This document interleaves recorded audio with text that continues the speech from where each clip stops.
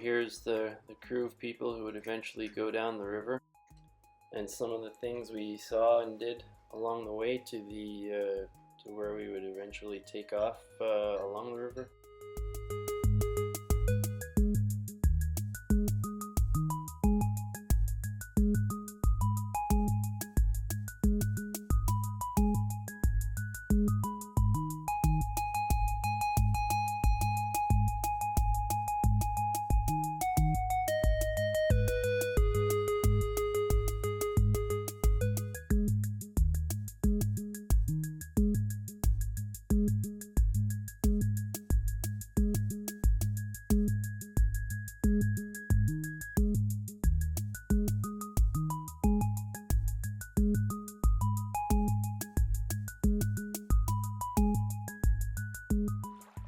We're at the river now. You can see all the boats and supplies we took with us. We had a lot of fun on the trip down the river. It was 8 or 9 hours and lots of music and snacks and taking in the view, seeing people on the river, the local folks. Here's one of the tallest mountains in the area.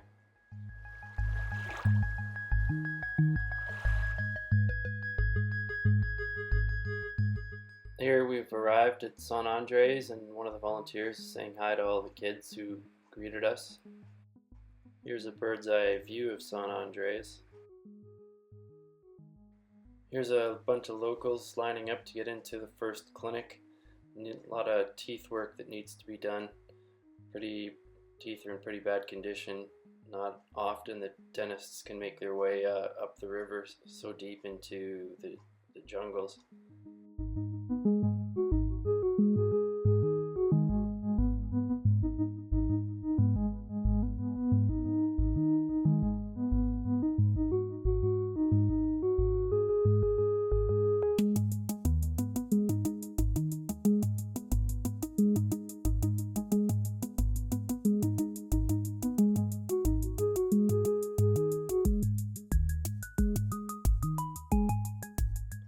Some of the locals here being taught basic dental hygiene. Here's some of the instruments that are used. Very important to keep them clean. And we see here the instruments being cleaned in high pressure cookers.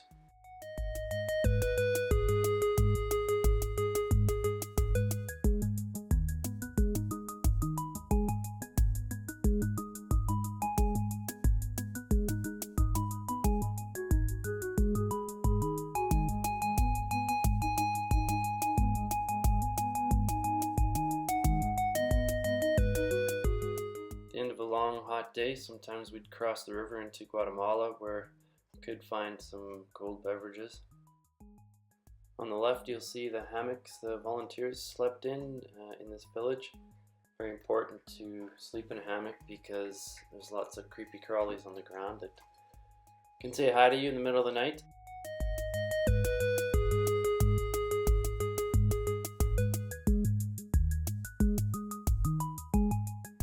Here's the building we stayed in at our main village, San Andres. At the top we'll see one of the volunteers working on the solar panel. It was very important to supply power when it worked. There were some problems along the way.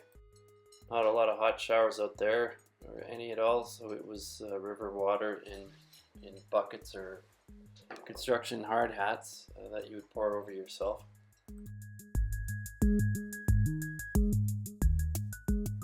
Coconuts were abundant and delicious. Villagers supported themselves mostly through the animals they raised and the things they grew. All ages would chip in as necessary.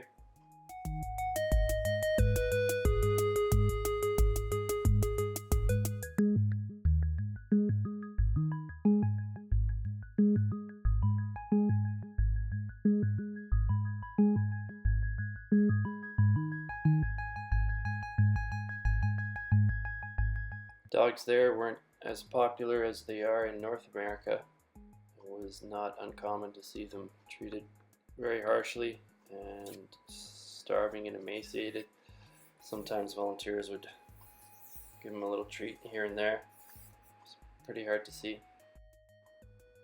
Fire stove and a kitchen Not uncommon to see this style of kitchen.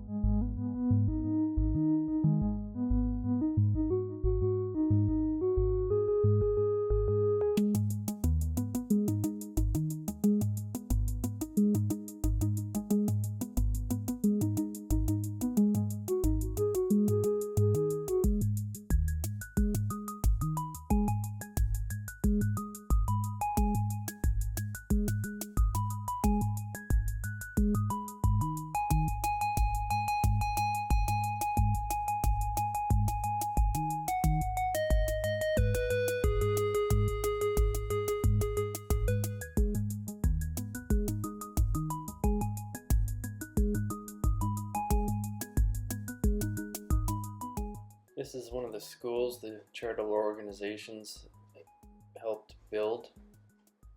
They're building another school. They're clearing the land here.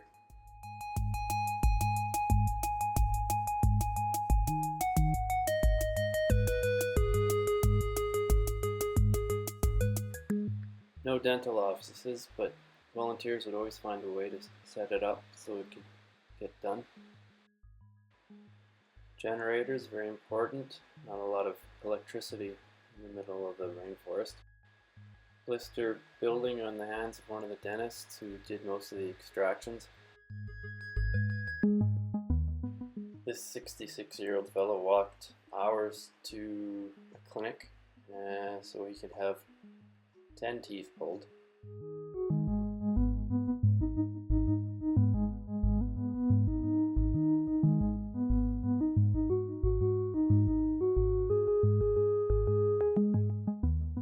It's important for dentists to find new postures to do their work. It wasn't uncommon for them to work hours and hours standing on very hard floors.